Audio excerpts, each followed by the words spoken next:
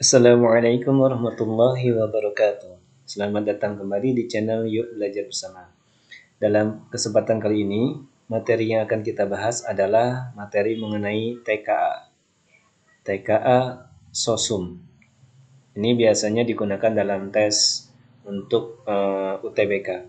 Baik, materinya adalah mengenai ekonomi. Kita lihat untuk yang pertama, soalnya perhatikan berbagai jenis akun di bawah ini. Kita berikan nomor 1.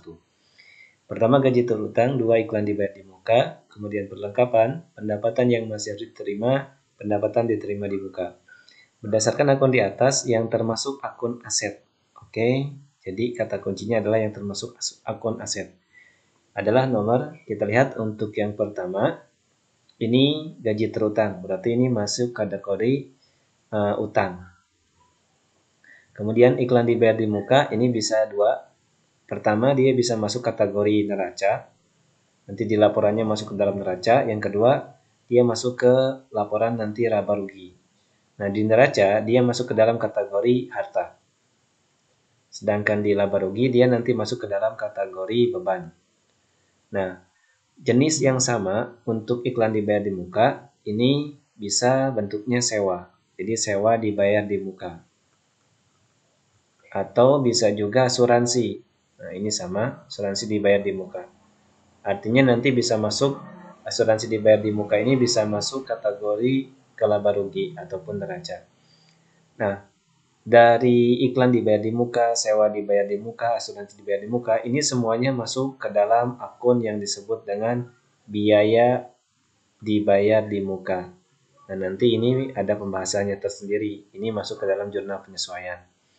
Nah, jadi yang pertama ini bukan kategori utang, bukan kategori aset karena dia utang.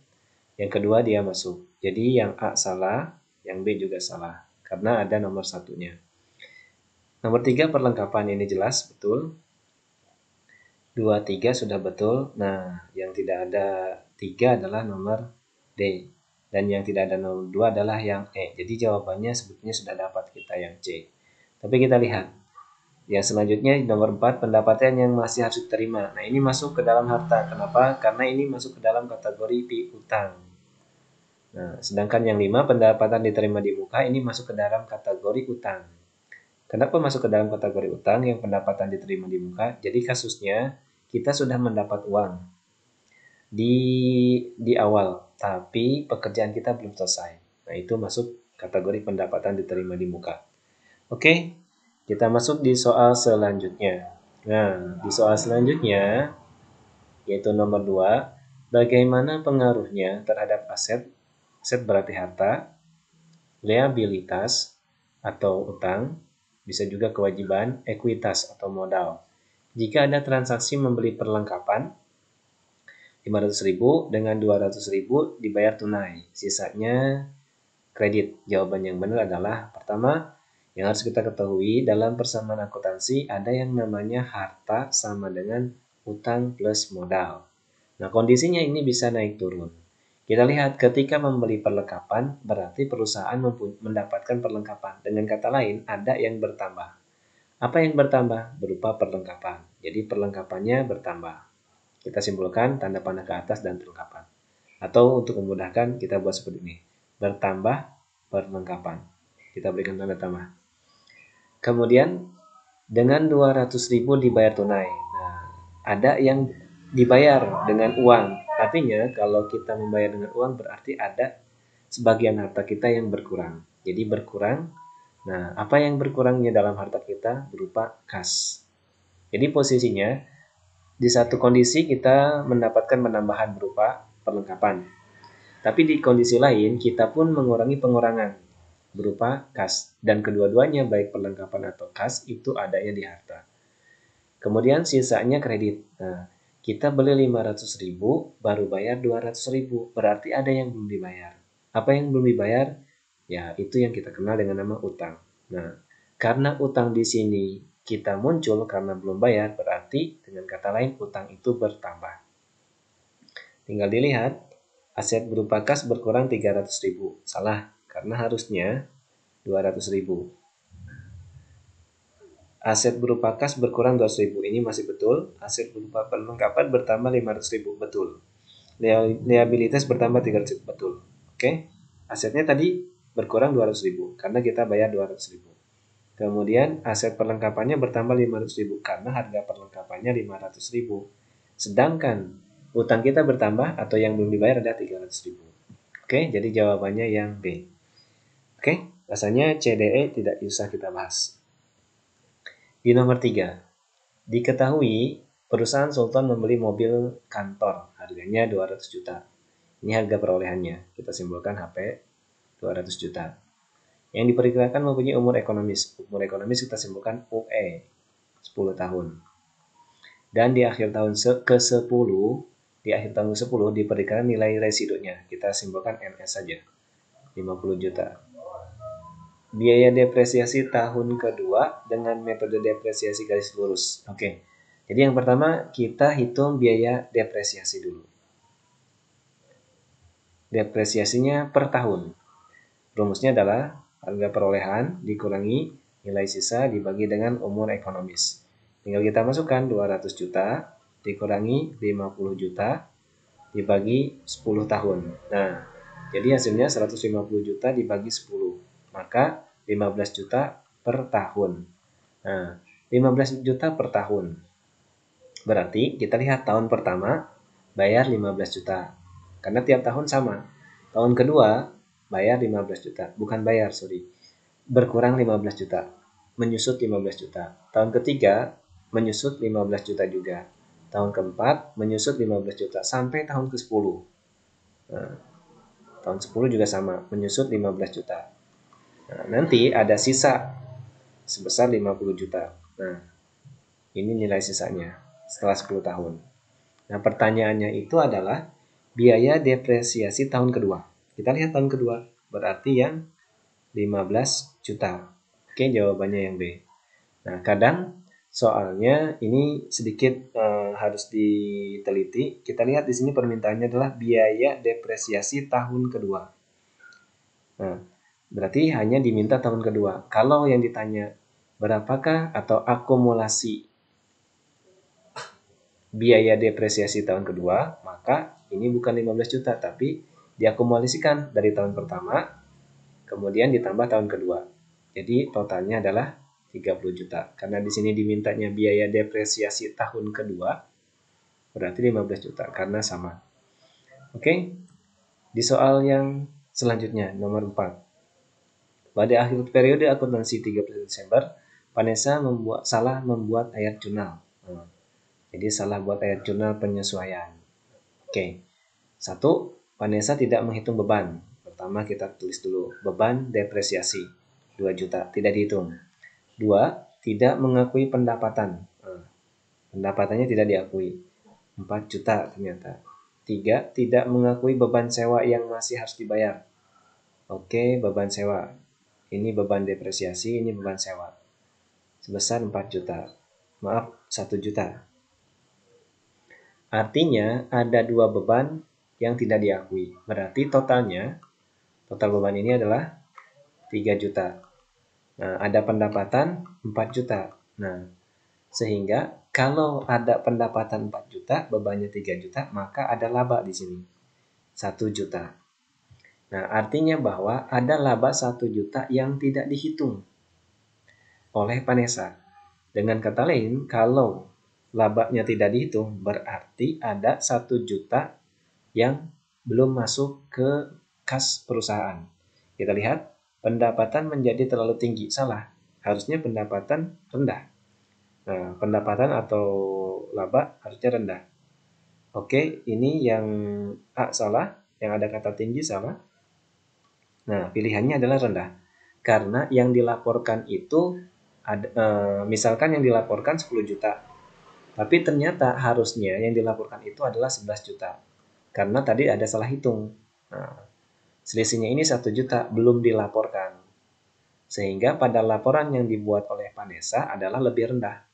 Karena ada 1 juta yang tidak dimasukkan. Dan itu menjadi laba. Makanya kenapa rendah? Karena ini menjadi laba.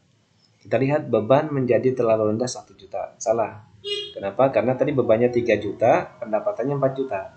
Nah, ini yang betul. Laba bersih menjadi terlalu rendah. Nah, harusnya dilaporkan 11 juta, tapi Panesa cuma melaporkan 10 juta. Oke. Di nomor selanjutnya. Nomor berapa ini? Kita lihat dulu. Nomor 5. Perusahaan boneka Bani menjual barang dagang secara kredit. Oke.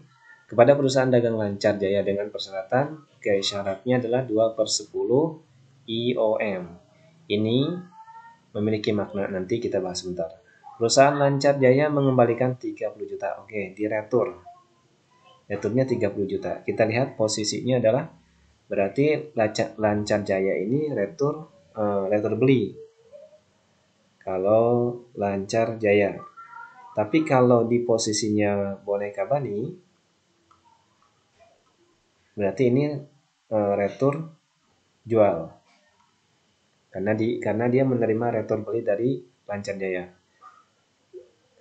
Kemudian karena kerusakan, berapakah nilai rupiah yang ditujukan pada cek saat pembayaran?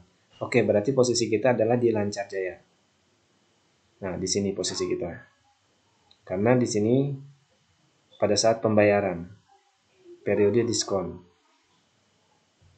Oke, yang pertama kita tahu dulu harus tahu tentang 2/10 IOM. Jadi 2/10 IOM, IOM itu end of month. Jadi akhir bulan. Berarti bisa tanggal 30 atau tanggal 31. Nah, 2/10 ini menandakan 2-nya adalah 2%. Jadi 2% ini menunjukkan diskon. 10 di sini adalah masa diskon. Jadi kalau transaksinya tanggal 2, maka dia bisa mendapat diskon sampai dengan tanggal 12. Karena maksimalnya 10 hari. Ketika masuk tanggal 13, dia tidak punya diskon. Nah, seperti ini. Di sini berapa nilai rupiah yang harus dituliskan pada cek pada saat pembayaran? Pada periode diskon. Oke. Nah, yang pertama tadi 150 juta kita kurangi dengan retur 30 juta.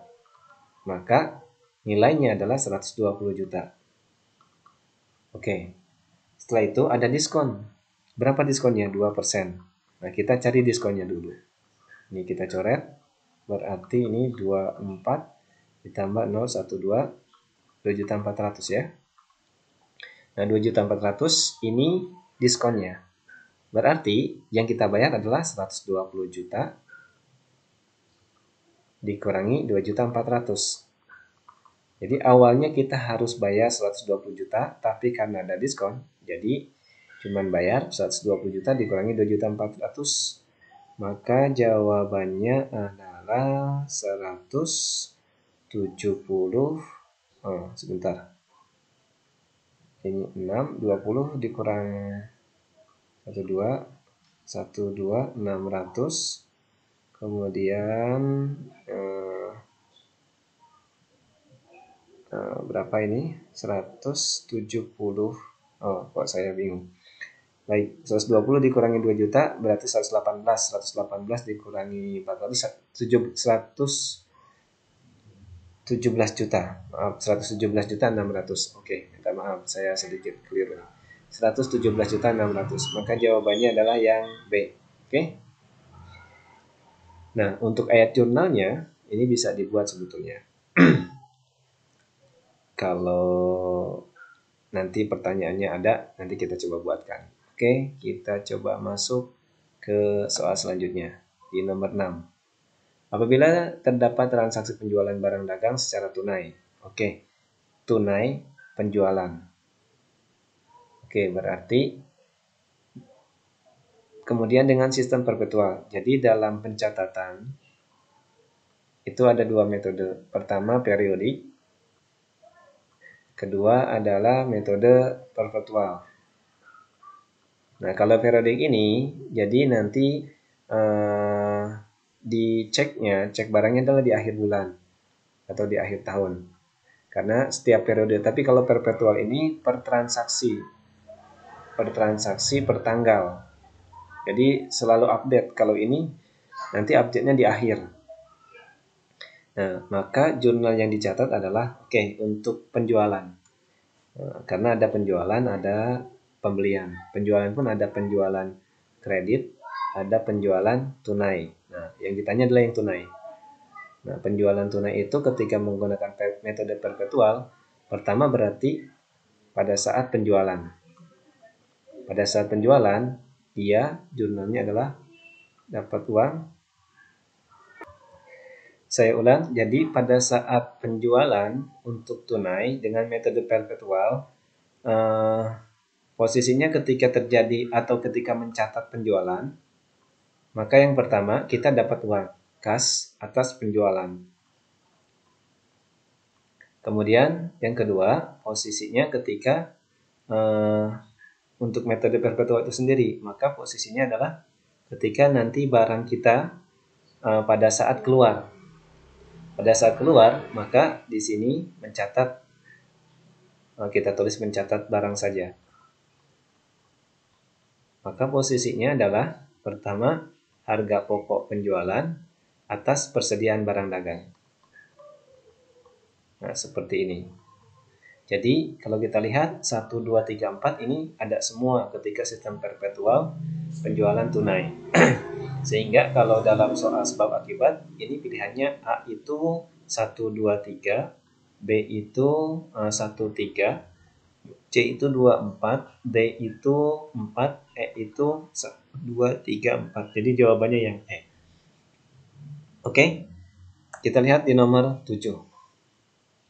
Untuk nomor 7, nilai akun peralatan kantor pada 1 Juni adalah sebesar 5.200.000. Oke.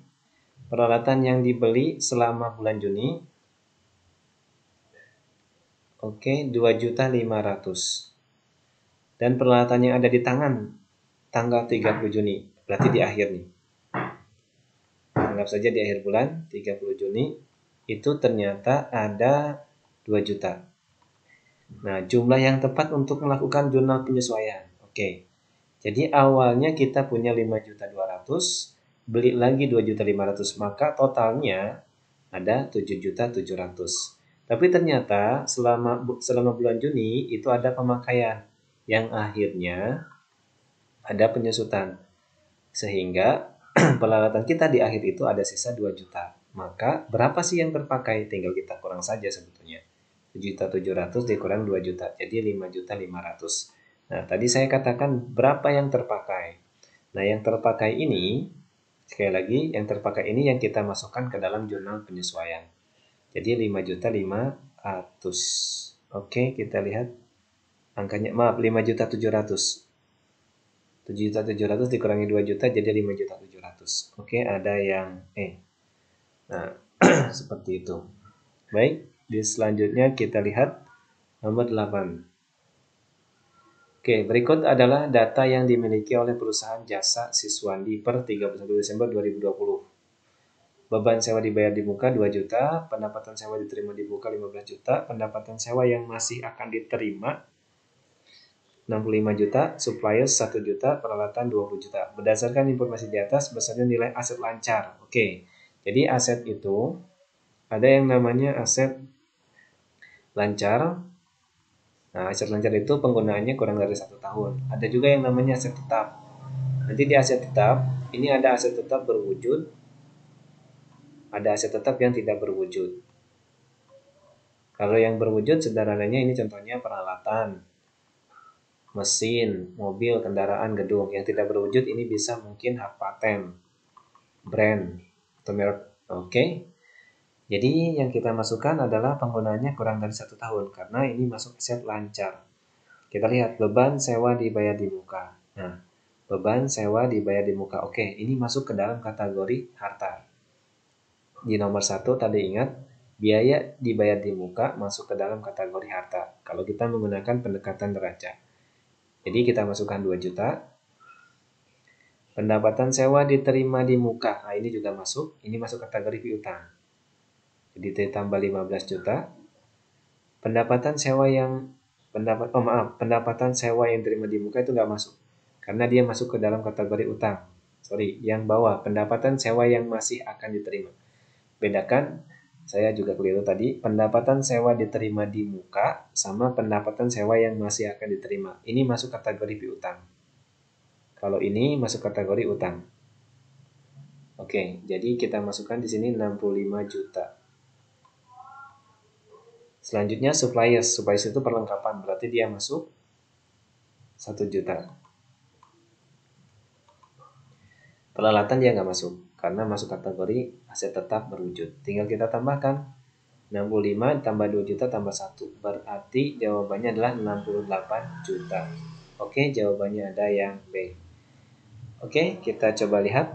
Oh, masih ada soal selanjutnya, nomor 9. Jika diketahui aset lancar 10.500.000, aset tetap 22.500.000, akumulasi depresiasi 1.500.000, modal 25 juta, flight 2 juta, pendapatan 5 juta, beban 2 juta, kewajiban dalam neraca adalah oke. Jadi kita gunakan rumus harta sama dengan utang plus modal.